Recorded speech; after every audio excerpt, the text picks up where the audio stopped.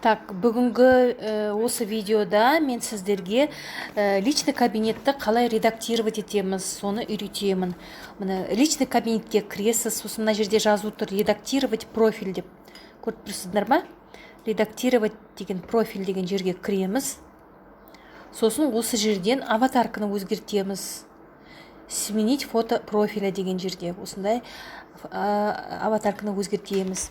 Артынан мына жерде Гүлшат бизнес онлайн деп тұр ғой менде. Осы жерге name деген жерге сіз өзіңіздің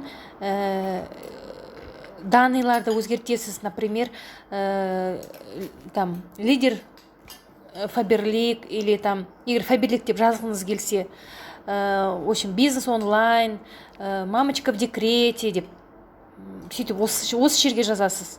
Осы жердегі сөз поисковикте жазылатын сөз. Одан кейін юзернейм деген ол сіздің ник. Именно Фаберликте сіздің аккаунтыңыз қалай айтылады. Вот менікі Гүлшат Ақжігитова деп тұр. Осы жерде өзгертуге болады, бірақ та қайта өзгертуге болмайды. Бір рет өзгерткеннен кейін тұрсын. Так, одан кейін мына жерде веб-сайт деп көріп тұрсыз да, веб-сайттың ішінде именно сіздердің ссылкаларыңызды қоясыз. Телефонға немесе таплинкке. Вот мен өзім таплинкке қойдым. Вот. Так. Телефонға ссылканы қалай жасайтын келесіде көрсетемін. Так, сосын енді осы жерде био деп тұр ғой, көріп тұрсыңдар ма? Био. Био деген жерге мына былай қолмен басқанда мына жерде осындай жазулар шығады. Тек осындай азғантай жазу осы жерде жазуға болады. Мен өзім жазғаным осындай. Сіз өзіңіз ойланып тұрып қараңыз. Открыла статус директора за 3 месяца деп жаздым. Поменяла офис на смартфон. Готова к успеху. Нажимай на ссылку внизу деп жазып қойдым. Вот, сіз өзіңіздің сөздеріңізді осы жерден табасыңдар. Осы жерге жазғаннан кейін тексересіз. Окей деп бастым. Так, енді біз тексерейік. Менде мына жерде көріп тұрсыңдар ма? Открыла статус директора. Уже мына жерден кейін нажимай на дегенге уже еще деген нетіп кетті. Мынаны кішкене азайту керек негізінде. Так, мен қазір қайтадан кіріп кішкене өзгертемін.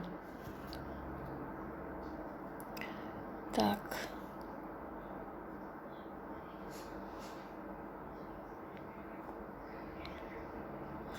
Так, осы жерде да. Так, мен мына жерге кіріп, мына жердегі бір лишний пробелді алғым келіп тұр, алынса. Жоқ, алынбай тұр.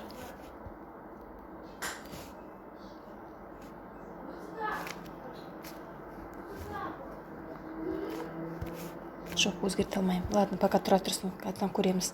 Так, содан кейін осы жерден так, пока жауып тастайық. Осы жерден мына көрдіңіз ғой, добавить деген сөзге мына жерде сіз именно стористегі заттардың бәрін осы жерге сала аласыз. Мен қазір енді қайсыны қояйын. Так.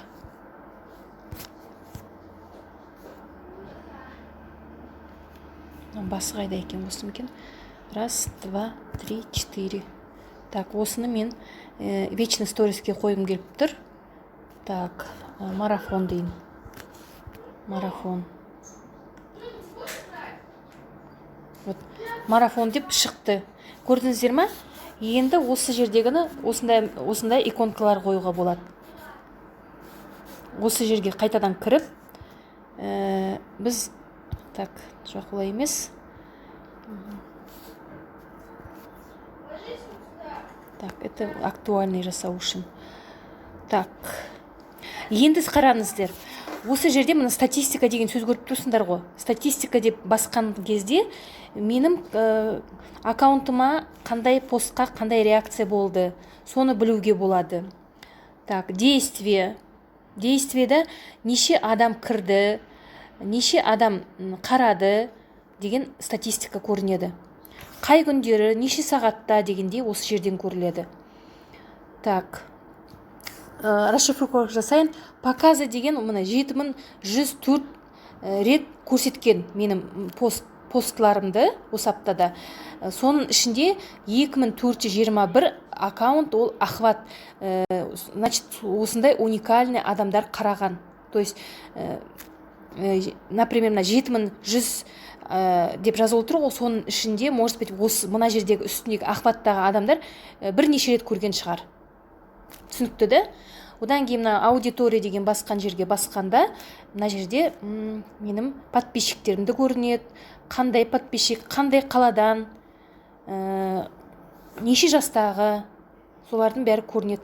Қандай пол, женщина 85%, мужчина 15% екен менің аккаунтымда. Сосын қай уақытта адамдар көреді, көріп түсіндер ма? Обедтен кейін, уже кешке дейін адамдар кіреді екен менің неме. Осындай енді сізге статистика көру үшін сіз деген бизнес аккаунт жасау керексіз, өзіңіздің инстаграмыңызды. Бизнес аккаунт деген сіз мына инстаграм мен фейсбукты бір-біріне қосу керексіз. Оны деген мына жерге 3 таяқша көріп тұрсыңдар ғой, полоска. 3 полосканың ішіне кіріп, осы жерден настройка жасай алатын. Төменде настройка деген жер бар. Соған кіріп, осы жерден бизнес аккаунтқа ауыстыру керексіз. Так, ол қай жерде екен? Так, аккаунты деген жерде, осы аккаунты деген жерге кіргенде, мына жерде ең төменде көріп тұрсыңдар, переключиться на личный аккаунт деп тұр. Менде қазір бизнес аккаунт. А сіздерде егер бизнес аккаунт болмаса, мына жерде переключить деп тұрады. В общем, осы жердегі басасыздар. Вот. Осындай нелері бар.